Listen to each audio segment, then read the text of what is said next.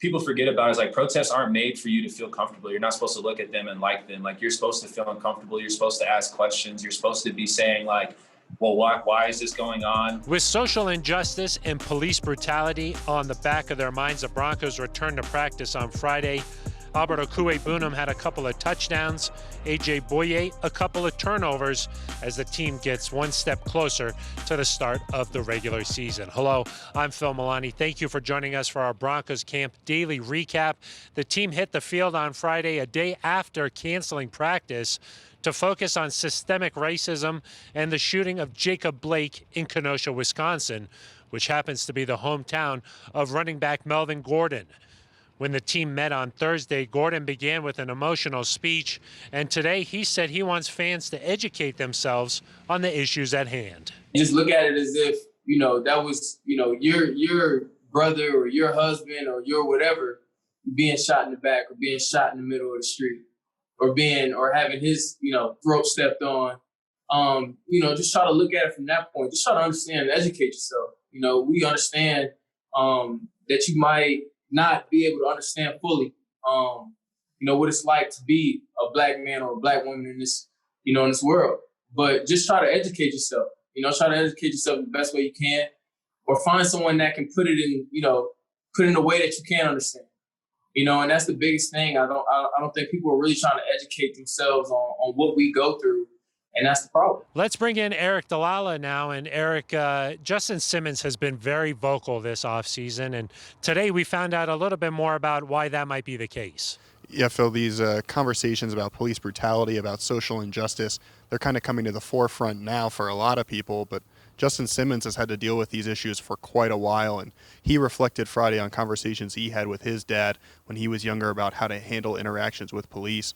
And of course, a story in Sports Illustrated by Greg Bishop came out this week where Justin detailed one of those interactions that happened quite recently in Colorado, kind of a normal routine traffic stop that, had Justin not played for the Broncos, could have turned out quite differently. As we listened to Justin talk on Friday, Phil, he also reflected back on that 2017 season. Of course, that's when Brandon Marshall and Demaryius Thomas really took a stand against social injustice. And Justin was involved during that Week 3 game in Buffalo when a bunch of players took a knee. He says he kind of wishes he would have stuck with that longer, supported his teammates. But at that time, because of his age, his experience, and even his familiarity with some of the issues, he didn't feel like that was the right time. And now, as somebody who sounds very confident in their voice and their platform, Justin is certainly taking advantage.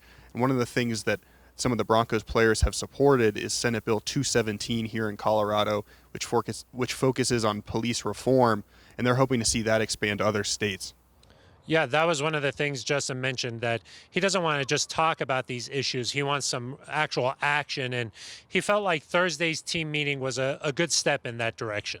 Yeah, there was a lot of tough conversation yesterday. I feel like we, as a group, were really challenged in things that we want to see done.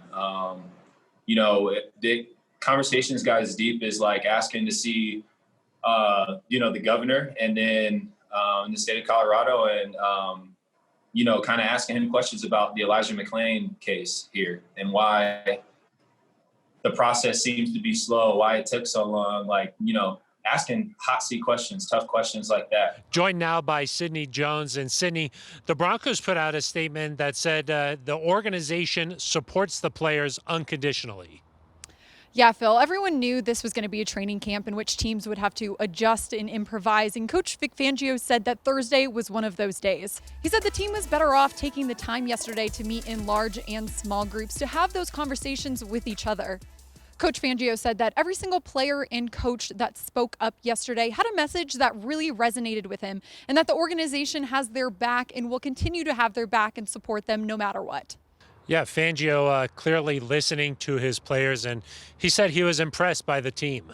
It's obviously a serious situation that we're dealing with, and I think our players responded well, and they have some good things planned that they can do, some programs they can help, and we're going to help them any way we can. A couple of football notes to get to here on this Friday. Tim Patrick and Devontae Bosby were among those who returned to action.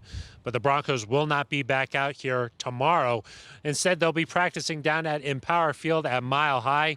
Vic Fangio said that things will feel a lot like a game day. They'll go out for pregame warm-ups, go back into the locker room. They'll do a halftime, and they'll also experiment with crowd noise, pumping that in just to get a feel for what things might be like in the regular season. All right, that's going to do it for us. For Aric, DiLalla, and Sidney Jones, I'm Phil Milani. This has been our Broncos Camp Daily Recap.